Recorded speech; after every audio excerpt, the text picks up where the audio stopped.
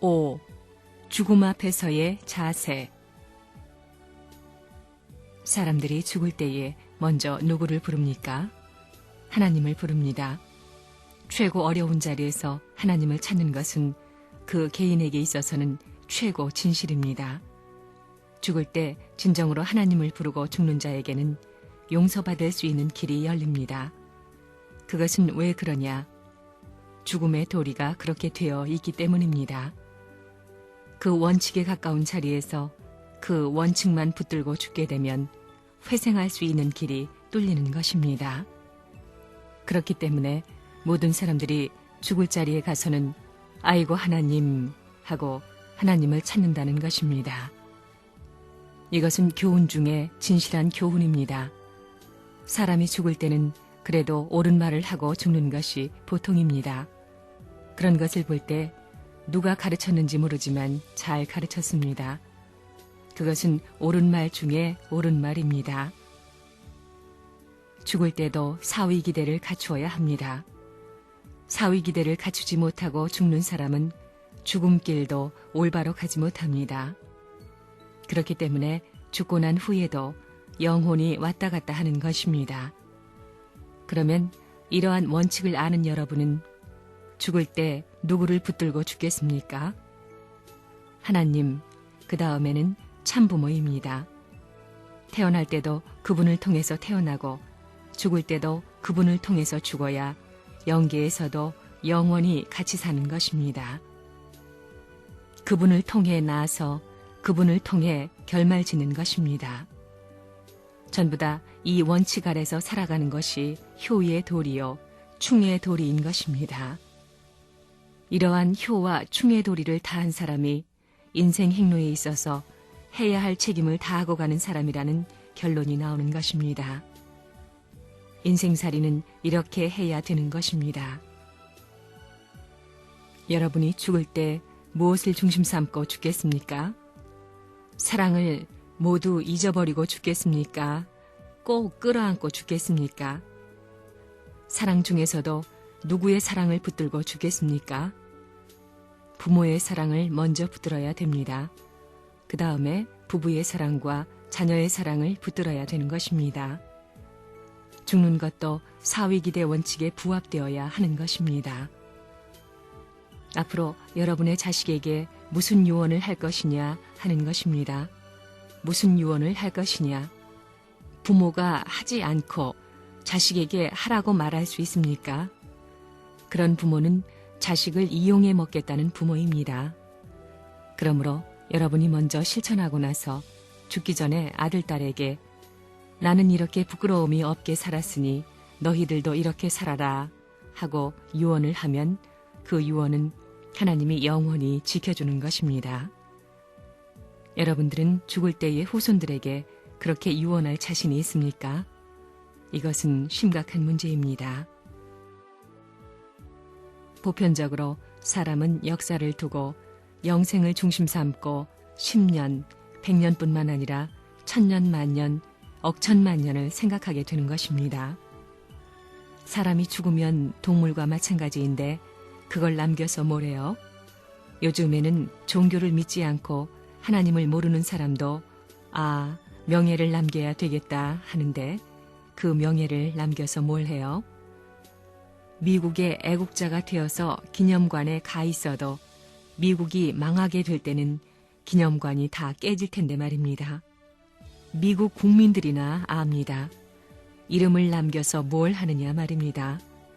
그러니까 망하고 흥하는 역사시대에 아무리 남겼댔자 그 좋다는 것도 나쁘게 취급하는 겁니다. 그렇지만 모든 주권자는 한 100년도 못 살고 다 죽고 나라도 몇백 년, 몇천 년 못 가서 망하지만 영원히 죽지 않고 망하지 않는 분이 있다면 어떨까요? 그런 분이 있다면 이름, 명예를 남긴 것을 그분 앞에 전부 다 맡기고 의탁하고 싶을 것입니다. 여러분들 그런 생각 안 해봤어요? 하늘나라를 중심 삼고 죽어야 됩니다. 하늘나라가 세계의 어느 나라보다도 크지요. 천상천하에 하나밖에 없는 하늘나라에서 죽는 것입니다. 그러면 어디에서 죽느냐? 죽는데도 자리가 있는 것입니다. 이건 시시하게 한국적인 것 가지고는 안 됩니다. 한국적인 것 가지고는 암만 죽어도 안 된다는 것입니다. 최고의 자리, 천상천하를 통과한 하나님의 심정의 나라를 중심 삼은 최고의 자리에서 죽어야 합니다. 하늘나라 복판에서 죽어야 된다는 것입니다. 그 하늘나라가 제일입니다. 그러면 세계가 전부 반대할 때 어떻게 하겠어요? 도망가면 되겠어요? 아닙니다. 턱 버텨가지고 천하가 다 깃발을 들고 환영하는 자리에서 죽어야 합니다. 하나님의 뜻을 받들고 하나님의 뜻을 세워나온 수많은 사람들은 어떠한 사람들이었느냐 하면 죽음의 길 앞에서 후퇴한 자들이 아니라 죽음을 비웃고 죽음을 늠름히 넘어선 사람들이었습니다. 그러한 사람들이 하늘의 길을 세워 나왔다는 사실을 우리는 역사를 통하여 잘 아는 바입니다. 여러분 각자가 죽음에 봉착하게 되더라도 이것을 넘어설 수 있는 소망을 품어야 합니다. 그리고 이 길을 넘고 나면 나는 하늘 앞에 떳떳이 서게 될 것이라는 소망과 마음으로 동경하던 세계, 그 본향을 향해 기쁨으로 다름질 칠 수 있어야 합니다. 하나님의 이상세계를 소망하는 마음이 간절하여야만 죽음을 이길 수 있는 존재가 된다는 것을 여러분은 깨달아야 되겠습니다. 하늘의 소망을 품고 사는 사람은 어떤 사람일까요? 인간이 슬퍼하는 죽음의 고개도 기쁨으로 넘어설 수 있는 사람입니다. 그건 사람이 하늘의 소망을 품는 자라는 것을 알아야 되겠습니다. 그렇기 때문에 여러분은 죽음을 앞에 놓고 세상 만사를 원망하고 탄식하는 사람이 되지 말고 기뻐하고 하늘 앞에 서서 자기의 죽음의 가치를 자랑할 수 있는 사람이 되어야겠습니다. 하늘은 이러한 소망의 아들, 딸들을 찾고 계시다는 사실을 우리들은 알아야 되겠습니다. 이러한 자리에 서서 하늘의 기쁨을 느낀 사람이 있다 할진대 그는 하나님이 사랑하지 않을래야 사랑하지 않을 수 없을 것입니다. 그런 자리에서 하늘을 대하여 울부짖는 무리가 있다 할진대 하늘이 그 울부짖음에 응답하지 않을래야 않을 수 없다는 것입니다. 뜻을 위해 죽고자 하는 사람은 살고 살고자 하는 사람은 죽는다는 것입니다. 이 말이 무슨 말이냐? 뜻을 위해 죽어야 할 자리에서는 죽어야 된다는 것입니다. 그러면 죽으면 어떻게 되느냐? 죽기 전에는 내 것이지만 죽은 후에는 하나님 것이 됩니다. 그것은 우리가 타락한 혈통을 받았기 때문입니다. 그러므로 죽기 전까지는 우리의 생명 전부는 사탄 편의 인연을 벗어나지 못하는 것입니다. 그러나 죽은 다음에는 하나님과 인연이 맺어지는 것입니다. 생명과 죽음을 두고 볼 때 어느 것이 강합니까? 죽음보다 생명이 더 강합니까? 생명보다 죽음이 더 강합니까? 사탄 세계에서는 생명보다 죽음이 더 강합니다. 그러므로 뜻을 알고 난 후에는 죽어야 할 자리에서 죽기 싫어하면 안 되는 것입니다. 유효원 협회장이 세상을 떠나게 될 때 선생님을 만나서 지금까지 이렇게 나왔는데 끝을 어떻게 맺을 것이냐 하고 내가 물었습니다. 그랬더니 유 협회장은 영원히 변치 않겠다는 말을 남기고 갔습니다. 그래야 되는 것입니다. 사탄 세계는 어차피 죽어야 됩니다. 죽지 않고는 부활할 수 없습니다.